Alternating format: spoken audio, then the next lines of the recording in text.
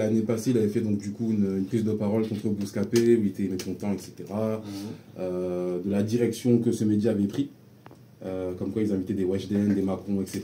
Alors qu'à l'époque, c'était des gens comme lui, Rof, qui donnaient de la force et qui ont propulsé ce média. La fouine. Après, bon, Aya, elle a fait du Aya, sans grande surprise. Et j'étais plus, on va dire, perturbé par les points négatifs, dans le sens où, bon, c'est la deuxième édition. Donc c'est une bonne chose en soi, effectivement, que ce soit Yard et Bouscapé qui mènent cet événement, on va dire, pour la culture hip-hop. Mais ça manque de structure et de fond. Pour cause, on entendait les voix off de l'équipe technique. Moi, ça a perturbé. Oh, les petites voix, etc., ils baissaient après. Tu voyais le gars qui installait le micro, qui repartait. Je dis, mais c'est pas carré. Donc, en fait, on veut prendre pour exemple les Américains. Moi, directement, je pensais à quand j'étais ado, je regardais les MTV Awards, c'était des dingueries.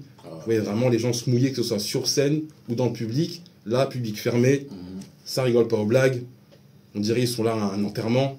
Après, les humoristes, pas terrible, hein. Ouais, mais même sans ça, c'est-à-dire que même par rapport à certains artistes, même si effectivement La Fouine est sortie du lot, et Fanny G aussi, il n'y a pas vraiment d'échange, je trouve. Il n'y a pas vraiment d'échange, et ça, je trouve que ça dessert totalement à l'événement, tout simplement, quoi. Donc, ouais, j'étais un peu mitigé. J'espère que l'année prochaine, ils prendront justement les ratés pour pouvoir s'améliorer, parce qu'il y a encore beaucoup à faire à ce niveau-là. Après, ça, c'est le côté très français. Je pense pas que ça va évoluer sur le temps.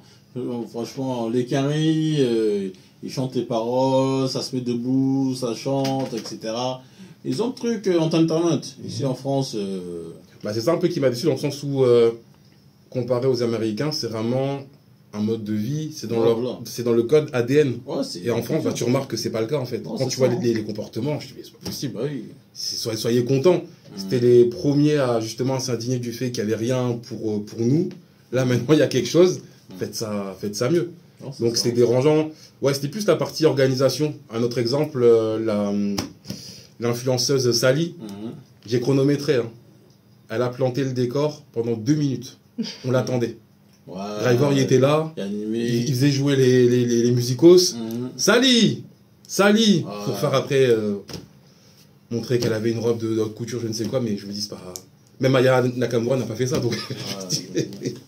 C'était un peu amusé. Donc... Moi, quand j'ai vu ça, on dirait qu'eux-mêmes, ils n'étaient pas synchronisés, ils n'étaient pas synchro, et que même, peut-être Sally, quand on l'a appelée, elle n'était même pas prête. Ouais. Elle dit, oh, on m'appelle, je te jure pas. Donc le temps qu'elle marche, etc., il disait qu'elle avait ses talons, nanana, c'est pas... Non, c'est pas synchro. Hein. C'est pas sérieux. Donc je suis resté un peu sur ma faim quand même. Un peu sur ma faim, mais maintenant si je devais résumer ça, ouais, je pense que, ouais, comme frère Adax a dit, hein, La Fouine, ouais, c'était une bonne chose de le voir ému aux larmes. Vraiment, la dernière chanson, tu vois qu'il se retient, donc ça c'était vraiment émouvant, quoi. Et Fanny G et Luigi, ouais. Ok.